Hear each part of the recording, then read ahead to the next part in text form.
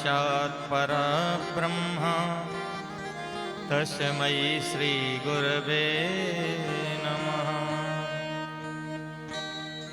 अखण्डमण्डलाकारं व्याप्तं येन चराचरं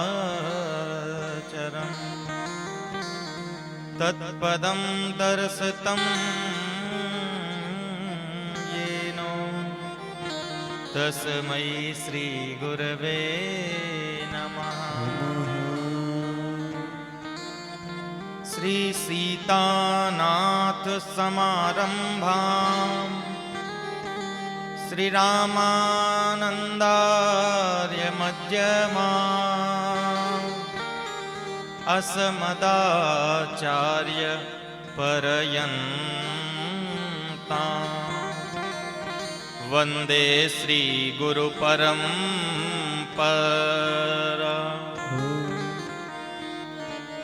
श्री चित्रकूटालयं रामम् इंदिरानंदमंदिरम् वंदे च परमानंदम् भक्तानामभयाप्रदम्। मनोजवं मारुततुल्यवेगं जितेन्द्रियं बुद्धिमतां वरिष्ठं वातात्मजं वानरयूथमुख्यं श्रीरामदूतं शरणं प्रपद्ये। खोद खाद पृथ्वी सहे काट कूट बनराज दुष्ट वचन साधु सहे और से सहा न जाए। श्री कामद गृह हनुमत प्रभु अरुमंदाकनिकोति ये तीनों छूटे नहीं जब तक रहे शरीर। भाग हैं गरीब के जो पायो जन्म चित्रकूट मंदाकिनी की धारा और मुख्य द्वार स्थान है। अपने अपने घरन की सब काहू खोपी उन्हें पीर सब घरन की धन्य धन्य रघुवीर धन्य धन्य रघुवीर। बोलिए कामदानाथ भगवान की जय हो। यज्ञ नारायण भगवान की जय हो। अकारण करुणा वरुणालय वांछा कल्पतरु प्रत्येक आत्माओं में रमण करने वाले कौशल्या के शिशु प्रभु श्री सीताराम जी के चरणों में कोटि प्रणाम। अनंत बलवंत रुद्रावतार श्री हनुमंतलाल जी, यज्ञ नारायण भगवान, इस गांव में गांव के चारों छोरों पर जो भी देवी देवता विराजमान हैं उन सभी को प्रणाम। यज्ञ में जो यज्ञाचार हैं उनके चरणों में कोटि वंदन। जो यज्ञ के विद्वान ब्राह्मण हैं उन्हें कोटि प्रणाम। मंचस्थ सभी संगीत के कलाकार, हमारी आवाज को देश दुनिया में कामदगिरी कुलम यूट्यूब चैनल के माध्यम से पहुंचाने वाले हमारे शरद चतुर्वेदी जी, इस पूरे नगर में कथा श्रवण करने पधारी माताएं, बहनें, प्यारे बच्चों, बुजुर्ग और हम साथीगण, आप सभी को भगवान मान करके सिया राम मैं सब जग जानी सो करहूं प्रणाम जोरे जुग पानी। आप सभी को भगवान मान करके कोटि वंदन। आइए 2 मिनट प्रभु के नाम को गा करके उनकी कथा में प्रवेश करें।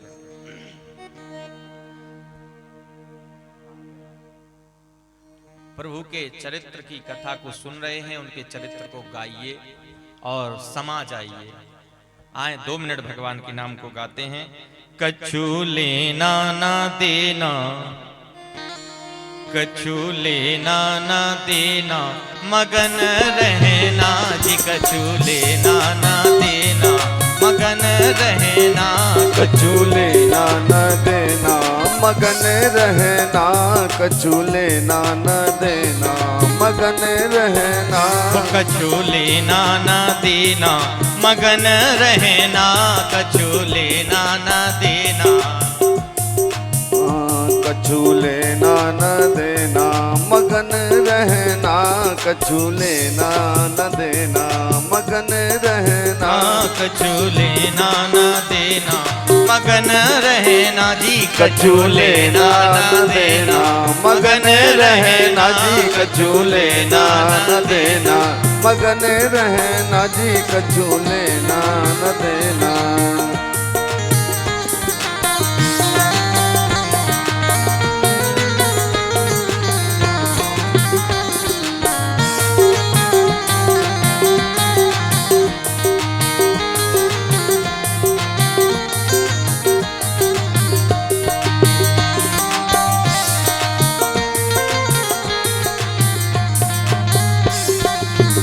लेना है तो हरि का नाम ले लो, लेना है तो हरि का नाम ले लो। लेना है, लेना है, लेना है तो प्रभु का नाम ले लो। लेना है तो प्रभु का नाम ले लो।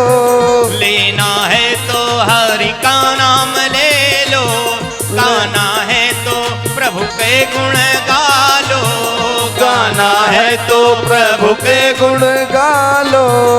कछु लेना ना देना, मगन रहना जी। कछु लेना ना देना, मगन रहना हो। कछु लेना न देना, मगन रहना जी। कछु लेना न देना, मगन रहना। कछु लेना न देना।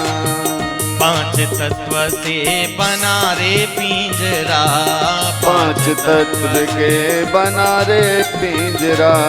5 तत्व से बना रे पिंजरा। 5 तत्व से बना रे पिंजरा। 5 तत्व से बना रे पिंजरा। 5 तत्व से बना रे पिंजरा। जाओ मैं झूम रही मैं ना जी। कछु लेना ना देना, मगन रहना। कछु लेना ना देना, मगन रहना। कछु लेना न देना, मगन रहना। कछु लेना न देना।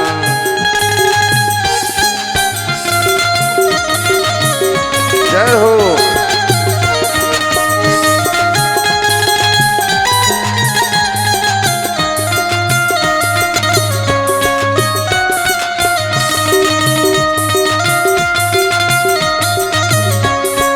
जय हो।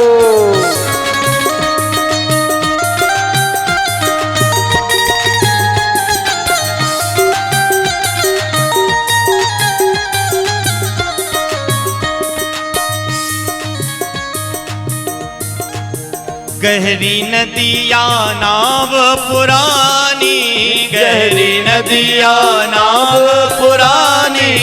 गहरी नदिया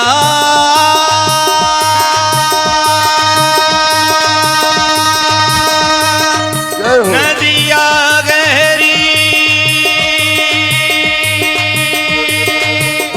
नाव पुरानी। नदिया गहरी, गहरी नदिया नाव पुरानी। गहरी नदिया नाव पुरानी। गहरी नदिया, गहरी नदिया नाव पुरानी। गहरी नदिया नाव पुरानी। केवटिया से मिले रहना जी। कछु लेना न देना, मगन रहना। कछु लेना न देना, मगन रहना हो। कछु लेना न देना, मगन रहना जी कछु लेना न देना, मगन रहना कछु लेना न देना। बोलिए यज्ञ नारायण भगवान की जय हो। देखिए अभी आप कथा सुन रहे थे ना, तो कथा में कल बताया था मैंने कि आप अपनी उपस्थिति दर्ज कराया करिए। उपस्थिति जानते? मान लीजिए आप विद्यालय गए पढ़ने के लिए पाठशाला में, तो वहां रोज अटेंडेंस लगाई जाती, हाजिरी माने उपस्थिति लगती है। ये विद्यालय है और इसके शिक्षक हैं हम और इसका प्रिंसिपल है वो। उसके दरबार में उपस्थिति दर्ज कराइए, जयकारा ही उसके यहाँ उपस्थिति होता है। मैं प्रभु आपके यहाँ आया था, कैसे क्या प्रमाण है आप दरबार में आए थे सरकार के? कहे जो हाजिरी लगाएगा वो हमारे यहाँ आया था। बोलिए यज्ञ नारायण भगवान की जय हो। अब आपकी उपस्थिति दर्ज हो गई। अब जब आपसे प्रमाण वहां मांगा जाएगा तो आपकी उपस्थिति होगी वहां कि आप कथा में गए थे, इसका प्रमाण है कि आपने कथा सुनी और आप कथा में गए। तो आज कौन सी कथा हुई? अभी इससे पहले आप लोग पूज्य साध्वी प्रभा भारती उभरती हुई एक नौनिहाल बच्ची, जिसके अमृतमयी वाणी से आप दिव्य कथा सुन रहे थे, इसी क्षेत्र की हैं वो, और उज्जवल भविष्य है। अभी जीवन में बहुत सीखना है, लेकिन उसका भविष्य बड़ा उज्जवल है। ये मंच से हमारा आशीर्वाद है उस बिटिया के लिए। खूब दिन प्रतिदिन वो नई नई बुलंदियों पर पहुंचे। तो कल आप लोगों ने कथा कहां सुनी थी? कल आप लोगों ने कथा सुनी थी सत्यकेतु, सही ना? देखिए मुझे तो भूल जाता है, आप लोग श्रोता हो, आप बता दिया करो। कल आप सत्यकेतु की कथा सुने। सत्यकेतु के पुत्र का क्या नाम था? मर गए हैं? ये बात। माता जी क्या नाम था? प्रताप भानु की कथा सुनी थी कि नहीं सुनी? क्षमा करना, लेकिन आप लोग मन से कथा तो नहीं सुनते। जिसको ये याद ना हो कल कथा क्या हुई तो क्यों आते हो सुनते? आप लोग हकीकत बता रहा हूं, 2 घंटे मेरे जैसे कथावाचक की तो कथा में कतई ना आया कर। ऐसी घनघोर बेइज्जती करता हूं मैं तो जैसी अभी कर रहा हूं। कथा सुनने की सार्थकता है, सुन समझें जन मुदित मन। तो कथा सुनिए। देखो ना मैं ज्यादा गाता हूं, ना नचवाता हूं, ना चुटकुले गाता हूं। मेरे पास तो जो कुछ है सो कथा ही कथा है। और ये माताओं को कम समझ में आता है। शहरों में महिलाएं ज्यादा सुनने आती। ये एक एवरेज रेशियो बता रहा हूं, औसत बता रहा हूं आपको। आप लोग जिन्हें जिन्हें कथा समझ में ना आए, 3 घंटे हो गए बैठे बैठे, वो घर जाए। 2, 4 से 10 लोग जिन्हें आ रही वो बैठो। आज उन्हें कथा सुनाऊंगा भगवान की बाल चरित की। आज उन्हें कथा सुनाऊंगा भगवान राम के जन्म से पहले भगवान राम की एक बहन थी जिसका नाम शांता रखा गया था, उस शांता की कथा सुनाऊंगा। दिव्य रहस्यात्मक कथा। शांता कैसे आई? भगवान राम की बहन, जिसके बारे में शायद कम लोग जानते, कुछ लोग जानते भी नहीं। आज उन्हीं के विषय पे चर्चा। तो कल आपने सुना था सत्यकेतु की कथा सुनी थी। सत्यकेतु का पुत्र ही त्रेता में कौन बना? रावण। सत्यकेतु का छोटा बेटा अरिमर्दन ही त्रेता में क्या बना? कुंभकर्ण। और सत्यकेतु के राज्य का सचिव पूर्व जन्म में क्या बना? विभीषण। कल कथा सुनी थी। अपने मन से कुछ कथा नहीं, मानस के बालकांड की कथा है जी। आप सोचो किसी वेद की, किसी पुराण की सुना दी हो। मैं भैया इसी की सुना रहा हूं, इसी में सब लिखा।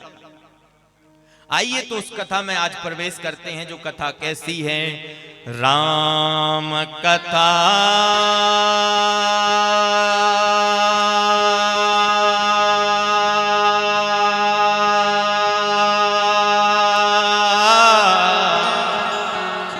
सुंदर करतारी, संशय विहग उड़ावनिहारी।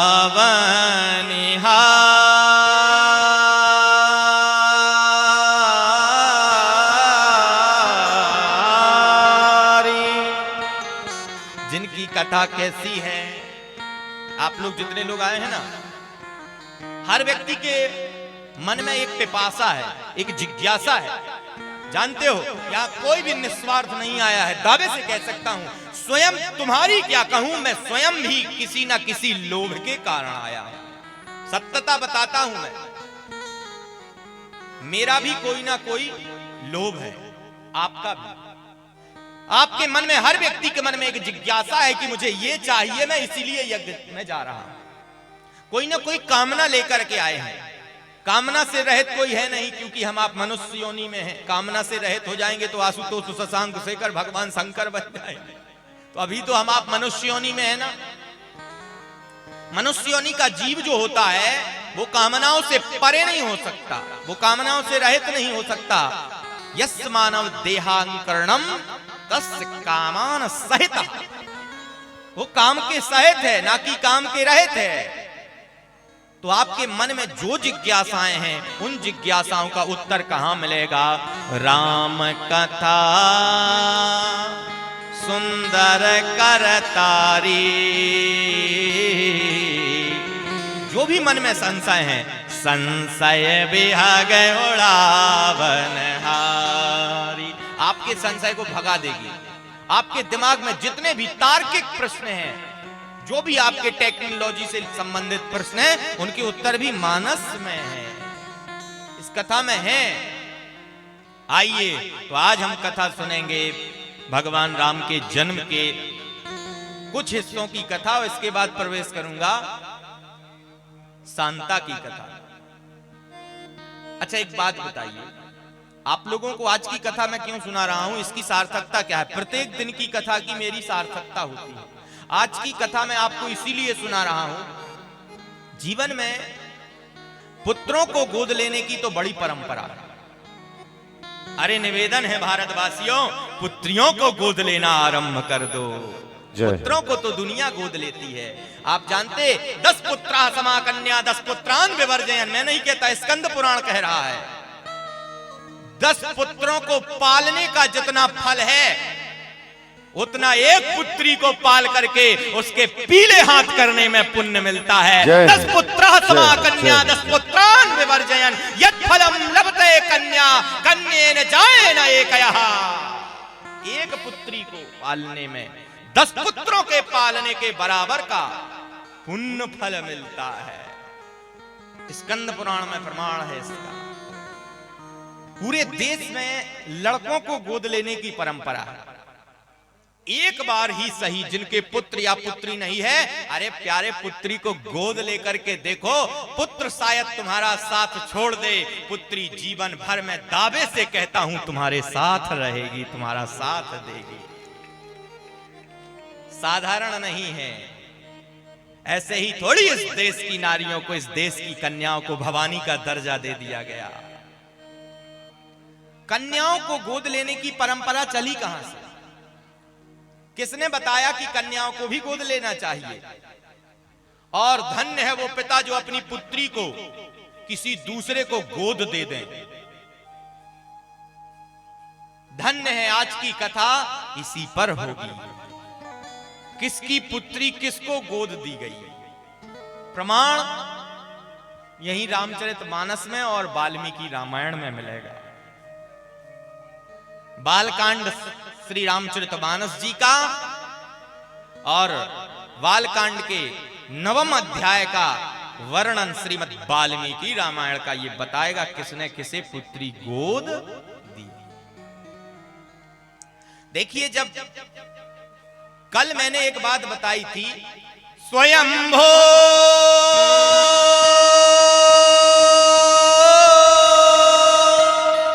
मनुवर सतरूपा।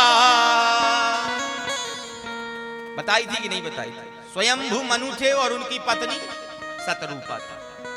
उन्होंने भगवान से पता है क्या वरदान पा लिया था। भगवान ने उन्हें वरदान दिया था, कल ही ये कथा बताई थी, अगर भूल गई तो 1 मिनट के लिए दोबारा सुन लो। उन्होंने भगवान से वरदान पाया था कि जब जब हम धरती पर, भगवान ने कहा था जब जब हम धरती पर आएंगे तब तक जाओ, हम तुम्हें वरदान देते हैं, सिर्फ तुम्हारे ही गर्भ से पैदा होंगे। जाओ मनु सतरूपा, तुम हर युग में जन्म लेना। अच्छा 1 मिनट पहले ये बता दूं, हर युग में मनु सतरूपा जन्म कब लेते? ठीक है, हर युग की ये वरदान लिया उन्होंने सतयुग में। तो त्रेता के मनु सतरूपा कौन हुए? महाराज दशरथ और महारानी कौशल्या, त्रेता के मनु सतरूपा। द्वापर के मनु सतरूपा कौन है?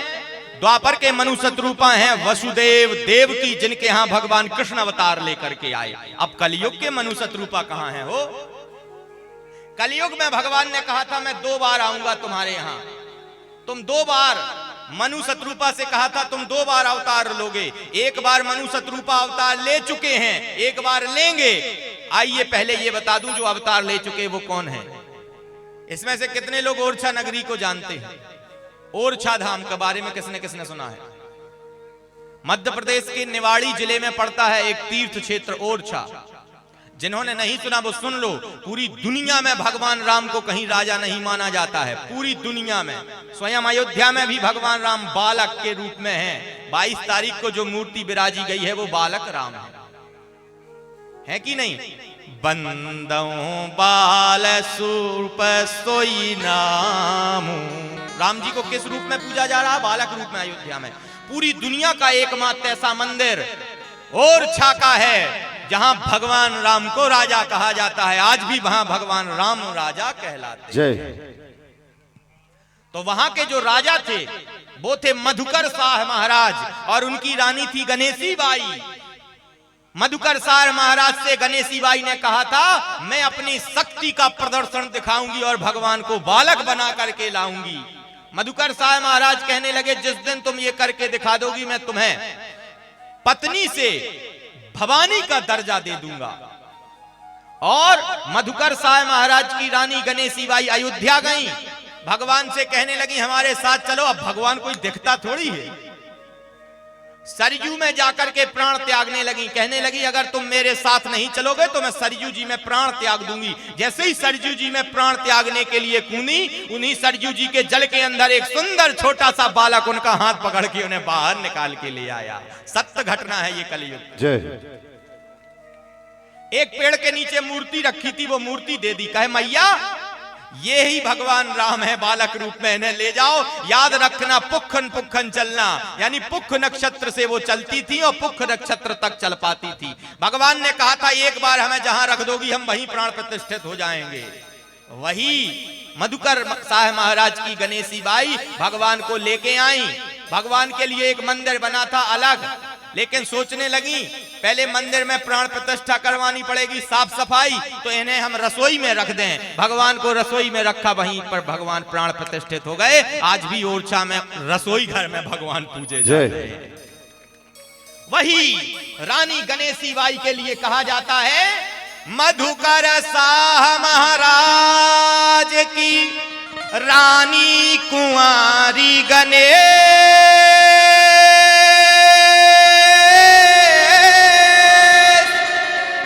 अवधपुरी से ओरछा लाई अवध नरेश। वही कलयुग के मनु सतरूपा है, नाम याद रखना गणेशी बाई और मधुकर शाह महाराज। उत्तर भारत बुंदेलखंड जो वीर भूमि कहलाती है, झांसी के निकट ओरछा की एक कथा सामने आती है। शुभ सम्मत सुलभ सन 1631 आन पधारे ओरछा श्री राम कौशलाधीश। वही राम राजा सरकार। अच्छा अब आगे कब जन्म लेंगे? ध्यान से सुनिएगा। भगवान आगे जन्म लेंगे, उनका वो अवतार कहलाएगा जब 800 वर्ष 800 साल इस कलयुग के प्रतीत हो जाएंगे तब भगवान आएंगे। कौन से अवतार में? कल्कि अवतार लेकर के। कहां आएंगे? उत्तर प्रदेश में मुरादाबाद जिला है, वहां एक संभल तहसील है। मुरादाबाद जिले की संभल तहसील में एक पंडित जी होंगे जिनका नाम होगा विष्णु सुयस, और उनकी पत्नी होगी जिनका नाम होगा सुमति। उन्हीं विष्णु सुयस नाम के ब्राह्मण और सुमति के यहाँ भगवान कलगी अवतार धारण करेंगे। वही विष्णु सुयस मनु होंगे, उनकी पत्नी सुमति सतरूपा होंगी, और भगवान उनके यहाँ कलगी अवतार लेकर के प्रकट होंगे। बोलिए कलगी भगवान की जय हो। हर युग में मनु शतरूपा का जन्म होता है, ये तो प्रमाण मिल गया। आइए अब उस युग में चलते हैं जब महाराज दशरथ के 60,000 वर्ष की आयु हो गई, कोई संतान ना हुई। एक पुत्री हुई जिसे उन्होंने गोद दे दिया किसी दूसरे को।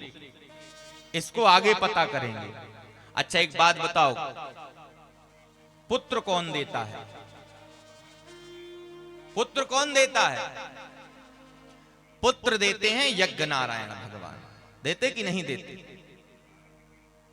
और सलाह देते गुरु जी। एक बार भूपत मन माही, भय गिलानी मोरे सुत नाही।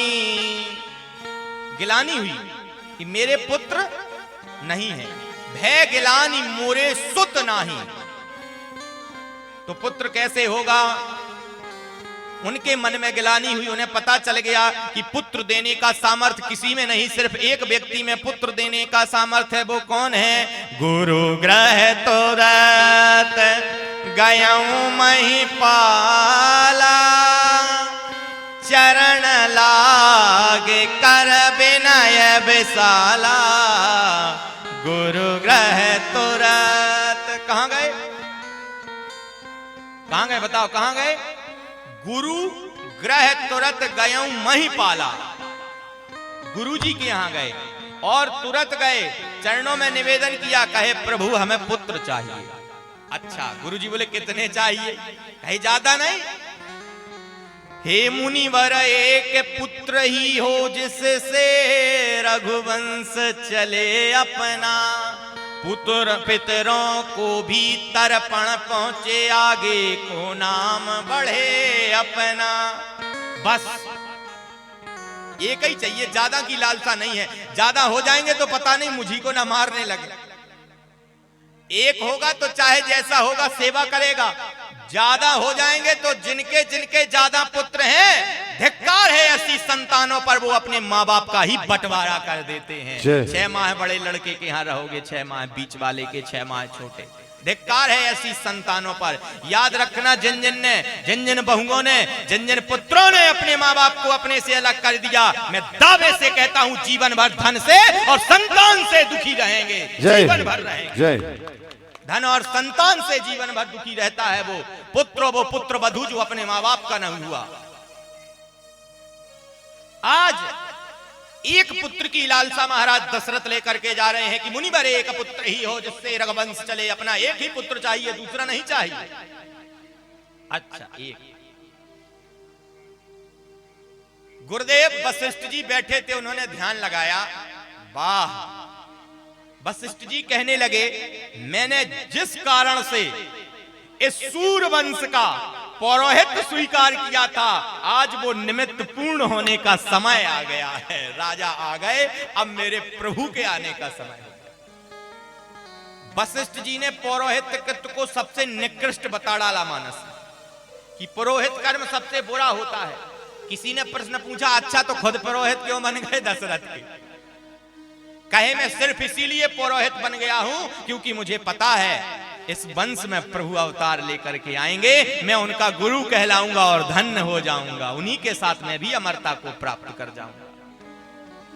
वशिष्ठ जी कहने लगे, एक पुत्र? हाँ बोले, बस एक ही। कहने लगे, सुनिए राजन, धरहूं धीर हुई है सुतचारी,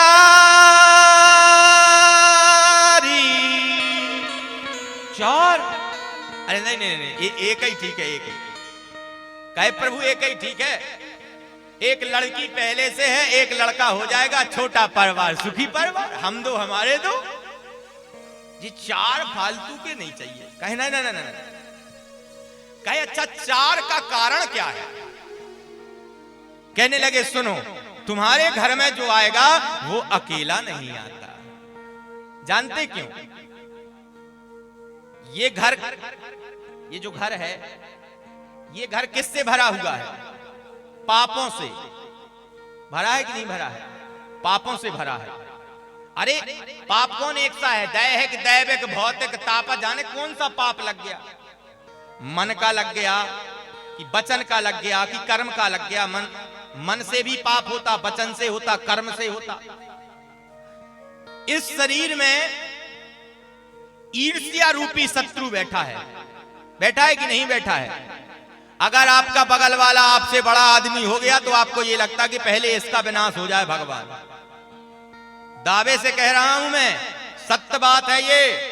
हमारे आपके अंदर ईर्ष्या पैदा हो गई है, जलन, द्वेष, दुर्भावना पैदा हो गई है। कोई किसी को बढ़ते नहीं देखना चाहता, कोई बढ़ने लगता है तो हमें जलन होने लगती। क्यों?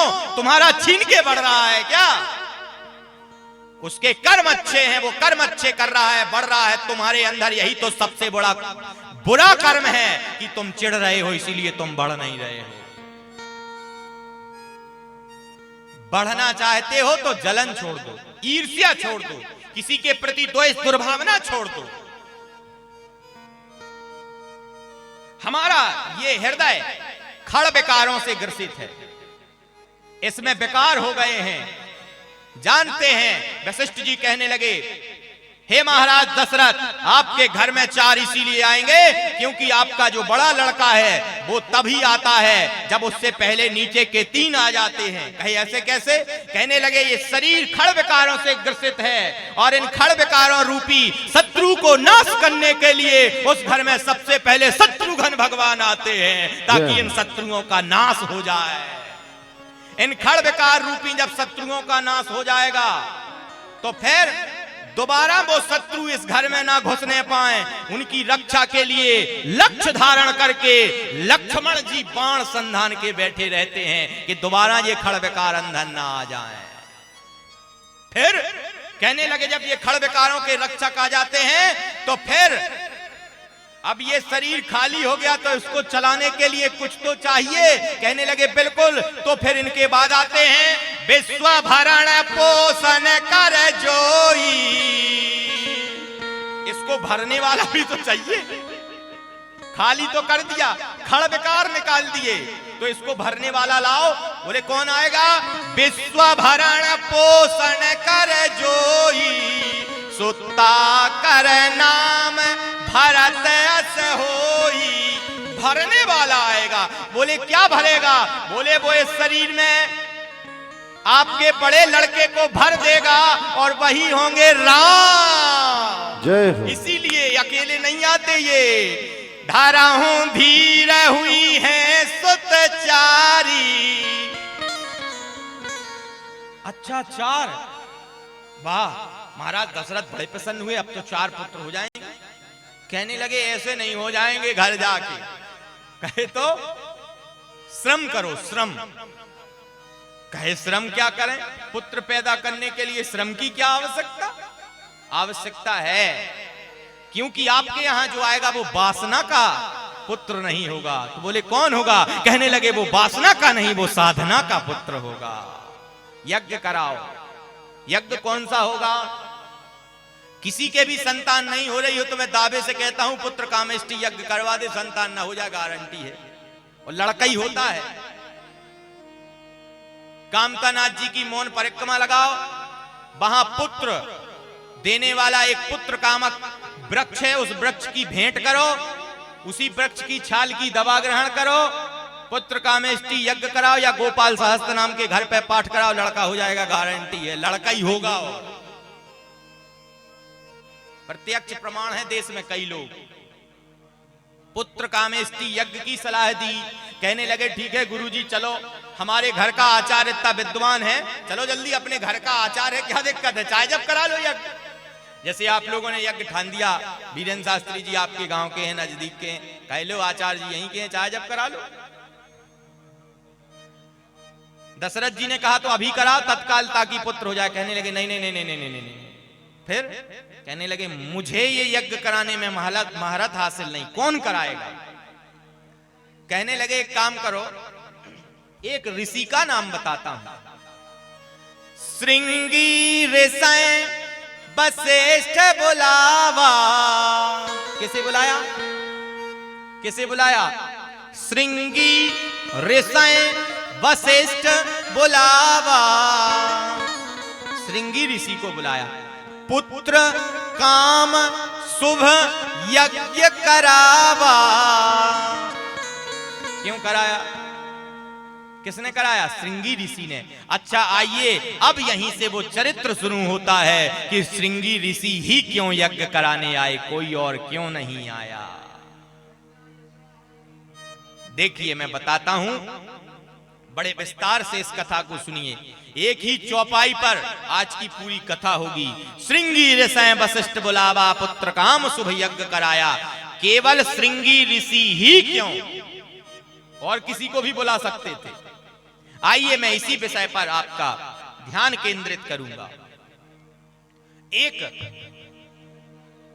महर्षि हुए जिनका नाम विभांडक था। सुबुद्ध श्रोता ध्यान से सुनना, जिन्हें जाना हो वो उठ के चले जाओ। चुटकुला नहीं होंगे, रोज कह रहा हूं, भजन नहीं होगा, हमारी तो कथा ही कथा होगी बस। जिसे समझ में नहीं आ रही वो चले जाओ, अभी आपको घर पे काम भी करना होगा। जिन्हें केवल समझ में आ रही वो बैठना। मुझे चुटकुला नहीं आते, मैं चुटकुला वाला पंडित नहीं हूं। मुझे कथा आती, प्रभु के चरित्र को गाना आता है, ऐसे ही गाऊंगा धड़ाधड़। साहित्य जरूर आता है, वो सुना रहा हूं। एक ऋषि हुए जिनका नाम विभांडक था। क्या था? विभांडक। ध्यान से सुनिए सुबुद्ध श्रोता, विभांडक ऋषि एक बार तीर्थ यात्रा करने के लिए निकले। तीर्थ यात्रा करने के लिए निकलते हैं विभांडक जी। रास्ते में सोचा स्नान कर लिया जाए। स्नान करने के लिए एक सुंदर सरोवर भरा था, उस सरोवर में डुबकी लगाई। जैसे ही उस सरोवर में स्नान किया, उनके शरीर से वीर स्खलित हो गया और वो उसी जल में गिर गया। वहीं पर एक हिरणी पानी पीने आई और उस हिरणी ने उस पानी को पी लिया जिसमें विभांडक ऋषि का वीर्य मिला हुआ था। जैसे ही उस हिरणी ने उस जल को पिया, वो हिरणी गर्भिणी हो जाती है। विभांडक ऋषि को कुछ पता नहीं था। उन्होंने अपना कमंडल लिया, तीर्थ यात्रा के लिए जा रहे थे, चल दिए तीर्थ यात्रा करने के लिए। इधर वो हिरणी गर्भिणी हो जाती है। जैसे ही 10वां महीना आता है, उस हिरणी के, हिरणी तो जानते हिरण, हिरण, हिरण का ही स्त्रीलिंग हिरणी। हिरणी ने 10वें महीने में अपने गर्भ से एक संतान को जन्म दिया, जिसका पूरा शरीर मनुष्य के जैसा था। पूरा शरीर मनुष्य जैसा था, लेकिन चूंकि मां के भी कुछ गुण बच्चे में आते हैं, तो हिरण जैसा सींग का आकार माथे पर बन गया। विभांडक ऋषि साधना करके, तीर्थ यात्रा करके जब आश्रम पर लौट के आए, तो वो हिरणी उसी बालक को लेकर के पहुंच गई। कहने लगी, हे महर्षि, ये आपका बच्चा है। विभांडक कहने लगे, कैसी बात कर रही हो, मैं साधक हूं, वैरागी हूं, मेरा बच्चा कहां से आया? उस हिरणी ने आदौ ते सब कथा बखानी, सारी कथा बताई। किस प्रकार आप तीर्थ यात्रा पर जा रहे थे, इस सरोवर में आपने स्नान किया, आपके शरीर का हिस्सा इसमें गिरा, मैंने उस जल को ग्रहण किया, गर्भिणी हुई, उससे एक संतान पैदा हो गई है। उस हिरणी ने उस पुत्र को विभांडक जी को दिया। विभांडक जी ने सहज भाव उसको स्वीकार कर लिया। उसके माथे पर हिरणी का एक सींग होता ना, इधर ऐसे, उस बालक के माथे पर हिरणी जैसा सींग था, इसीलिए उस बालक का विभांडक जी ने श्रृंगी नाम रख दिया। क्या नाम रख दिया? श्रृंगी। श्रृंगी किसके पुत्र हैं? विभांडक ऋषि के। उस बालक का नाम पड़ा श्रृंगी। इधर श्रृंगी ऋषि का जन्म हो गया। इधर आइए, 1 मिनट के लिए इनको इधर ही छोड़ दीजिए। श्रृंगी ऋषि के जन्म का कारण तो पता चल गया ना, याद रहेगा। अब 1 मिनट इनको इधर छोड़ दीजिए, अपन लोग दूसरी जगह चलते हैं। रावण, त्रिकालज्ञ, पुलिस वंश कुलभूषण, परम तेजस्वी प्रकांड विद्वान पंडित।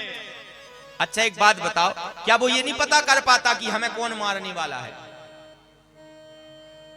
जब उसके लिए लिखा गया है प्रकांड विद्वान त्रिकालज्ञ, वो सब जानता था, तो उसने ये भी पता कर लिया होगा कि मुझे किससे मरना है।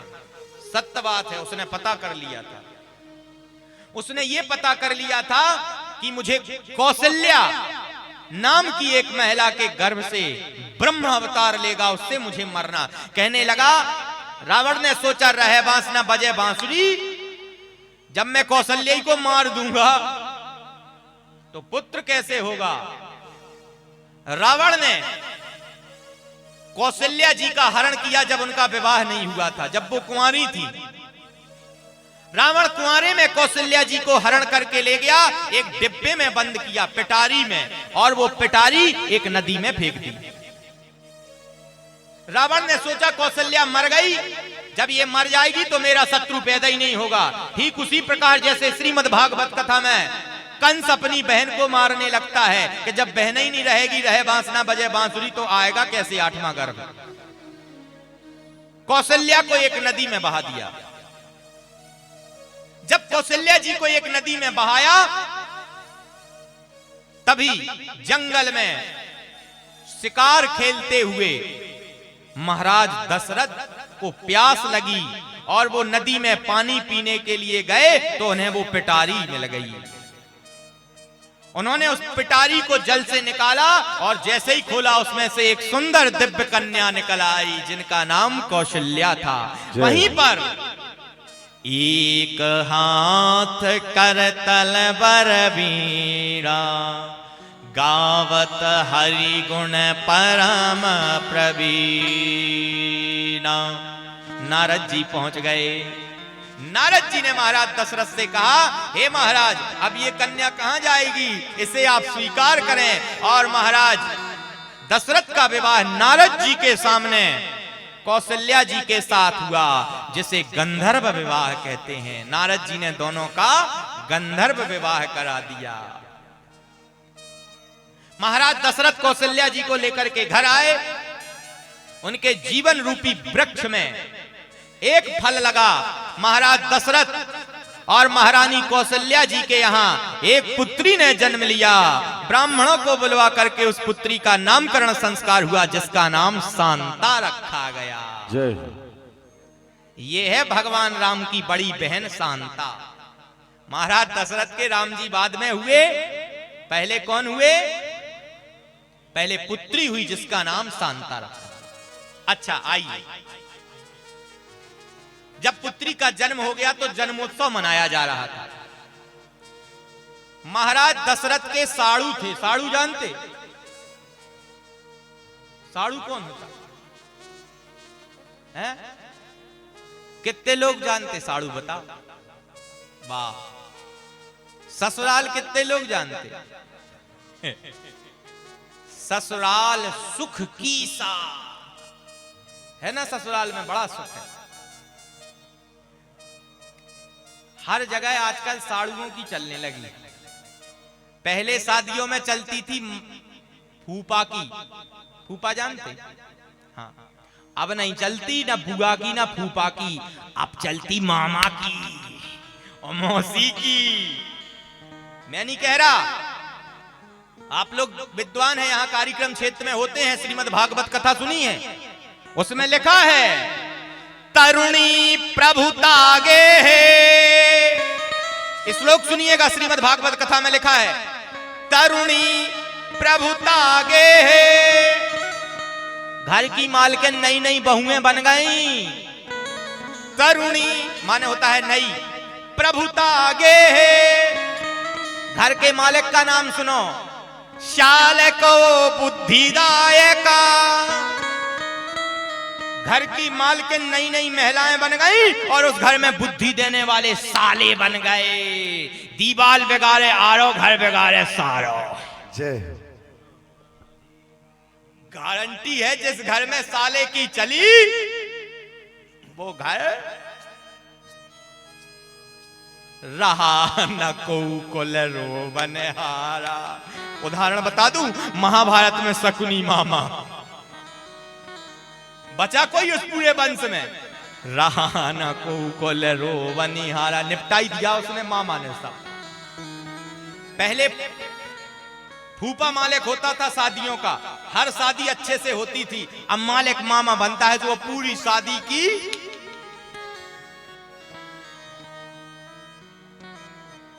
महिलाओं को तो बड़ी खुशी होती।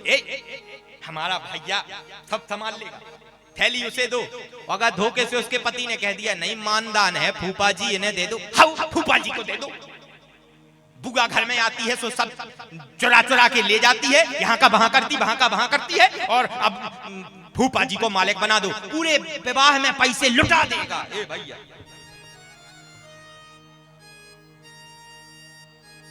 मामा को बनाओ मालिक। अरे हमारा भैया सब एक एक कर देगा। बाहर का मालिक भैया को बना दो, अंदर का मालिक बहन को बना दो, वो एक एक कर दे दी। भगवान कसम जब वो जाने लगती तो पूरे घर का एक ही एक करके जाती। जय। मौसी सब सिया राम सब जग जाने, सब मैदान कर देती है पूरे घर का। अगर मौसी घर से चली गई धोखे में, अविवाहित है और 2500 का सूट लेके नहीं गई, और विवाहित है और 2000 की साड़ी लेके नहीं गई, तो पूरी जिंदगी तुम्हें गालियां देगी पूरी। अरे बड़े आदमी है तो क्या होता है, अरे बहुत घिना है बहुत। एक साड़ी नहीं साड़ी नहीं, यहाँ की भाषा में बोलूं तो यहाँ की महिलाएं अगर होती तो वो पता है क्या कहती हैं, एक पटका नहीं जोरो पटका। साड़ी नहीं कहेंगी, साड़ी तो हो गया बड़ा वैसा है, पटका नहीं जोरो एक। ऐसे ही चले आए। हकीकत है ये समाज की, ये कोई विनोदी कथा नहीं है, हकीकत समाज की हकीकत है ये। आज आप शांता के चरित्र को सुन रहे हैं। महाराज दशरथ के साड़ू थे, यानी कि कौशल्या जी की बहन, जिनका नाम वर्षणी था। क्या नाम था कौशल्या की बहन का? वर्षणी। और वो कहां ब्याही थी? अंग देश के राजा रोमपाद को उनकी बहन ब्याही थी। पुत्री का जन्मोत्सव था, चौक दस्टोन था मान लीजिए। उसमें दोनों पति पत्नी आए। कौन? अंग देश के राजा रोमपाद आए और उनकी पत्नी वर्षणी आई। खूब धूमधाम से जन्मोत्सव में शामिल हुए। वर्षणी ने अपनी बहन से कहा, बहन तेरे तो ईश्वर की कृपा से और संतानें हो जाएंगी, लेकिन मुझे वेदों ने बताया है कि अब तुम कभी मां नहीं बन सकती। आप जानते हैं जीवन का सबसे बड़ा दुख होता है महिलाओं के लिए, अगर किसी महिला के जीवन रूपी वृक्ष में संतान रूपी फल ना लगे। ये जीवन का बड़ा निकृष्ट दर्द है। और शायद उसके पति को, उसके सास को उससे दिक्कत नहीं होगी, सारे मोहल्ले की और गांव की महिलाओं को सबसे ज्यादा उससे दिक्कत है। अरे क्यों किसी को ताने देते हो, ये तो उसकी मर्जी से होता है। संतान देना हमारे आपका काम नहीं, ये ईश्वर की कृपा है, ये उसका प्रसाद है। किसे देना है किसे नहीं देना है ये सरकार की कृपा है। किसी को आप लोग ताने मत दिया करें, महिलाओं में ये परंपरा बहुत है। याद रखना, जिन जिन महिलाओं ने दूसरे को ताने दिए, भगवान ने यहां का यहीं भोगना है। पूर्व जन्म में उनकी वैसे ही स्थिति कर दी। इसीलिए मनुष्य का जीवन मिला है, बड़े भाग्यी हो, मनुष्य बने हो। अगली जन्म में कुत्ते बने और पालतू ना बन पाए, गांव में घूमने वाले बने, तो जिसके दरवाजे जाओगे उसी के दरवाजे डंडा पाओगे, कहीं कहीं करते घर जाओगे। सत्य बता रहा। मान लो गधा बन गए तो अपने मालिक का बोझा ढोगे, और दुनिया की निकृष्ट प्रजाति यदि सर्प बन गए ना तो पेट के भल रेंगना पड़ता है। इसीलिए मनुष्य की देह मिली है, दोबारा मिलना नहीं है, ये दावा है मेरा, ना जाने कौन सा पाप हो जाना है। अगर देह मिली है अच्छे सत्कर्म करो, कथा नहीं भी सुनोगे तो चलेगा, हाँ कथा नहीं भी सुनोगे तो चलेगा, लेकिन आचरण अच्छा करो, किसी दूसरे के प्रति हृदय में बुरे भाव मत रखो। जय। कथा सुनना और यज्ञ करवाना ही भगवान को पा लेना नहीं है, हृदय में अच्छे आचरण रखना, एक दूसरे को इंसान समझ करके जीवन जीना ही सार्थकता मनुष्य की है। मत कराओ कथा, बस एक दूसरे से प्रेम से भाव से मिलके पूरे गांववासी रहो, कथा कराने की जरूरत नहीं पड़ेगी। ये कथाएं क्यों कराई जा रही हैं? आप लोगों में जो खाइयां बन गई हैं, इन्हीं को पाटने के लिए तो ये कथाएं हो रही। इन मंचों से संदेश देने की आवश्यकता हो गई है। आप एक हो जाओ। अंग देश के राजा रोमपाद आए, उनकी पत्नी वर्षणी ने अपनी बहन कौशल्या से कहा, हमारे संतान नहीं होनी है, अपनी पुत्री गोद दे दो। वाह, पुत्रों को तो सब गोद लेते हैं, पुत्रियों को गोद लेने की परंपरा।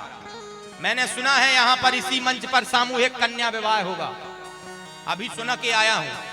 अभी 5 तारीख को मैंने कई कन्याओं के सामूहिक विवाह कराए हैं अपनी जन्मभूमि पर।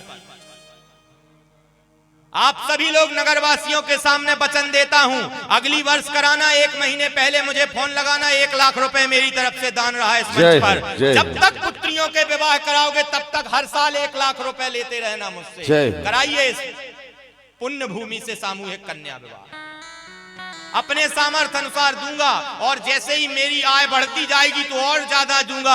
भगवान ने चाहा तो एक दिन इसी मंडप से 11 लाख रुपए की दान राशि 11 कन्याओं को 1-1 लाख रुपए दान में दूंगा। आज घोषणा करके जाता हूं, जब अगला वर्ष कार्यक्रम का हो मुझे फोन लगाना, 1 लाख रुपए ले जाना, नहीं मैं स्वयं देने आऊंगा, उन कन्याओं के विवाह में शामिल होऊंगा। दुनिया में कहीं रहूं, सामूहिक कन्या विवाह में जरूर आऊंगा अगर आप बुलाएंगे।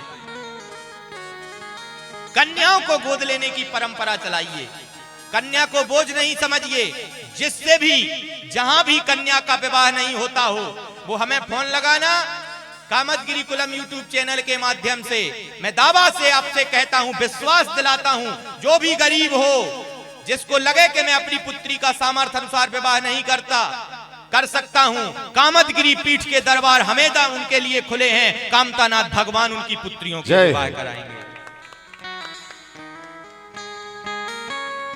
आज रोमपाद ने, जो अंग देश के राजा थे, महाराज दशरथ से पुत्री गोद में मांगी, और धन्य है महाराज दशरथ। वाह, महाराज दशरथ चाहते तो मना कर सकते थे, लेकिन महाराज दशरथ ने सोचा इतिहास गढ़ा जाएगा कि दुनिया में पहली बार किसी ने पुत्री को गोद लिया है। इस परंपरा को जिंदा रखने के लिए उन्होंने सहज अपनी पुत्री शांता अपने साढ़ू को दे दी, रोमपाद को दे दी, जो अंग देश के राजा थे। अंग देश में जैसे ही वो शांता आई, राजा पुत्री के मोह में इतने खो गए, एक दिन अपनी पुत्री को दुलार कर रहे थे, खिला रहे थे गोद में, तभी उस अंग देश में सूखा पड़ा, खेती समाप्त हो गई। एक किसान रोता हुआ आया, महाराज महाराज महाराज अपनी पुत्री को दुलार करने में इतने व्यस्त थे कि किसान की नहीं सुनी। याद रखना, देश के नेता गद्दी पर बैठे लोग सुन रहे हैं, जो किसान की नहीं सुनता उनकी सरकारें 15 साल से नहीं आ रही, ना आगे आएंगी।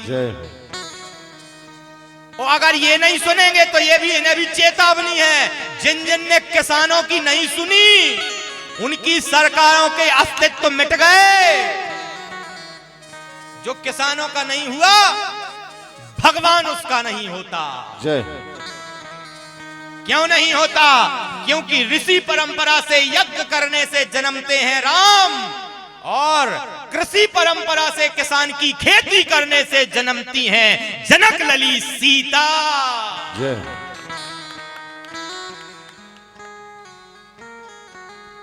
रोमपाद ने आज पुत्री को लिया, पहुंचे और जैसे ही किसान की बात ना सुनी, किसान ने कुछ नहीं कहा, नीचे सिर लटका के बेचारा चला गया। दुनिया में तुम चाहे आईएएस बन जाना, चाहे पीसीएस बन जाना, चाहे प्रधानमंत्री क्यों ना बन जाना, किसान जैसा कलेजा नहीं ला पाओगे। जय। किसान के वो कलेजा होता है, सूखा पड़ जाए फिर भी जीवन जीता है, एक दो रोटी खा के भी जीवन जीता है, किसी सरकार के दरवाजे लेकिन रोने नहीं जाता, फिर उठता है, फिर खेती करता है, धरती का सीना फाड़ के बीज बाहर निकालता है। वो है देश का किसान। इस पूरे देश के किसानों को इस मंच से मैं कोटि वंदन करता हूं। उनके चरणों में मेरा कोटि कोटि वंदन, देश के किसानों को जो अपने रक्त की एक एक बूंद गिरा करके भूमि से अंकुर पैदा कर। जय। किसान चला गया। जब जब किसान के हृदय पे घात हुआ है, तब तक भगवान ने श्राप दिया है। भगवान ने राजा रोमपाद को श्राप दे दिया कि जब तू किसानों का नहीं हुआ, जा तेरे राज्य में अकाल पड़ जाए। घोर अकाल पड़ गया। खाने पीने के लिए लोग तरसने लगे, यत्र तत्र लोग भटकने लगे, स्थिति बड़ी खराब हो गई। रोमपाद राजा के यहां पूरी प्रजा एकत्रित होके गई, प्रभु अब तो मर जाएंगे, अब तो सब मर जाएंगे। ऋषि मुनियों की शरण में जाइए, वो मार्ग बताते हैं। जिस प्रकार महाराज दशरथ ने संतान प्राप्ति के लिए किसका द्वार चुना? कहां से मैंने चौपाई शुरू की थी? गुरु ग्रह तुरत गयो महिपाला। बस यही रोमपाद ने किया। रोमपाद जी चले, गुरु ग्रह तुरत गयो महिपाला, शरण लाग करी विनय विसार। बोले प्रभु बड़ा अकाल पड़ा है, खाने पीने के लिए अन्न नहीं है, क्या करें? जीवन जीना छोड़ दें, आत्महत्या कर लें? नहीं नहीं, याद रखना, चाहे हमारे किसान भाई हो, चाहे कोई भी हो, आत्महत्या कभी नहीं करना, निवेदन है आपसे। बड़े भाग मानुष तन पावा। भाग्य हो, मनुष्य बने हो। जो व्यक्ति आत्महत्या करते हैं, याद रखना, उन्हें गरुड़ पुराण कहता है कई योनियों तक कोई शरीर नहीं मिलता। जो आत्महत्या करते हैं वो भटकते रहते हैं इसी योनि में, उन्हें कभी मुक्ति नहीं मिलती। गरुड़ पुराण में लिखा है। कभी आत्महत्या नहीं करनी चाहिए। क्यों? बड़े भाग मानुष तन पावा, सुर दुर्लभ सद ग्रंथ निगाव। भाग्य हो कि मनुष्य बने हो, भाग्य हो कि हम आप एक दूसरे की भाषा बोल पाते, समझ पाते। भाग्य हो कि मनुष्य बने हो, भगवान ने चलने फिरने का सामर्थ्य दे दिया है। ना जाने उसकी कृपा दृष्टि किस दिन हट जाए, उसी दिन व्यक्ति कहता हम पैरालाइज हो गए, लकवा मार गया। क्या है ये लकवा? उसका करंट नीचे जो आ रहा है उसने बंद कर दिया। उसका वहां से एक बटन लगा है, स्विच लगा है, वो वहां से उसने दबाया, यहां करंट समाप्त हो गया, कहते हैं लकवा लग गया, पैरालाइज्ड हो गया। ये कृपा है उसकी। वो ये पता है क्यों करता है। वो आपको ये बताता है कि तुम अहंकार में भूल गए हो कि सब कुछ मेरे पुरुषार्थ से चल रहा है, तुमसे कुछ नहीं चल रहा, उसकी कृपा से सब चल रहा है। जिस दिन कृपा की दृष्टि टेढ़ी बस हो जाए, उस दिन साइलेंट अटैक आ जाता है। सोते सोते सोई रहते हो। किसान का जिगर बहुत मजबूत है, बहुत। रोमपाद राजा ने गुरुजी से कहा, चरण लागी कर विनय विशाला। हे गुरुदेव, क्या होगा? मेरी प्रजा भूख से मर जाएगी। धन्य है राजा हो तो ऐसा हो जिसे प्रजा की चिंता हो। मेरी प्रजा भूख से मर जाएगी। कहने लगे तुम्हारे गांव में, तुम्हारे राज्य में बारिश तभी होगी जब ब्रह्मांडक ऋषि का पुत्र इस गांव में पैर रख देगा, उसी दिन इस नगर में बारिश हो जाएगी। अच्छा, ब्रह्मांडक जी के पुत्र का क्या नाम? क्या नाम? अभी बताया तो था। ये बात, चलो दो लोग तो मुझे सुन रहे, बताओ क्या नाम है? हाँ, हमें सुनाई दिया संतोष। चलिए, एक चीज आज से एक और सिद्ध हो गई, एक चीज और हो गई कि इस गांव की युवा लड़कियां तो कथा समझ में आती है और वो सुन भी रही हैं। अभी उसने किसी ने एक ने जवाब दिया, धन्य इस मंच से आपको कोटि प्रणाम, जितने गूंगा मसान बैठे हैं इनको अगले जन्म में पत्थर बना देगा भगवान। जय। अच्छा, किसी को कथा ऐसे हैं जिन्हें समझ में नहीं आ रही, लिखित दावे से कह सकता हूं 20 लोगों के अलावा किसी को नहीं आ रही। इधर के लोगों को समझ में मेरी कथा ज्यादा आती है, क्योंकि मेरी कथा में साहित्य ही साहित्य है। आप लोगों को कथा बीच में आई थी समझ में, कौन सी? जब वो ससुराल वाली, वो साले वाली बात कही थी, केवल उतनी आई समझ में।